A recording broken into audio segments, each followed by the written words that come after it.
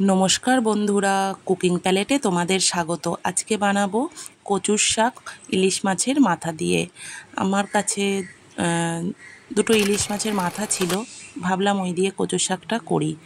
তো এখানে কচুর শাকটা কেটে সেদ্ধ করে নিয়েছি আর মাছের মাথাগুলোকে ভেজে নিচ্ছি, খুব একটা বড় না, ছোটই। তারপর দিয়ে দিলাম কড়াইতে তেল। এবার আমি এর মধ্যে দিয়ে দেব তেজপাতা, শুকনো লঙ্কা আর জিরে ফোড়ন, আর হাফ টমেটো আমি দিয়ে দিয়েছিলাম। তারপর দিয়ে দিলাম 1 চামচ জিরের গুঁড়ো, দিয়ে দেব 1 চামচ লঙ্কা বাটা।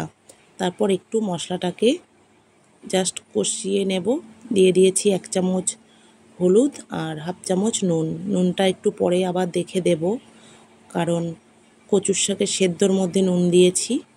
এবার সেদ্ধ করা কচুর শাকগুলো দিয়ে দিলাম।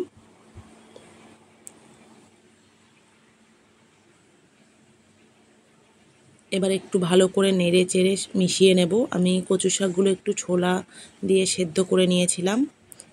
দিয়ে দিলাম 1 চামচ মতো আখের গুড়। আখের গুড়টা ট্রাই করে দেখতে পারো, যারা চিনি তো খাওয়া অত ভালো নয়।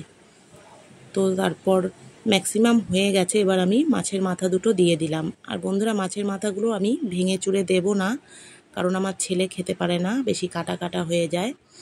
তো রেডি হয়ে গেছে, আমি নামিয়ে নিয়েছি। ইলিশ মাছের মাথা দিয়ে কচুর শাকটা রেডি হয়ে গেছে।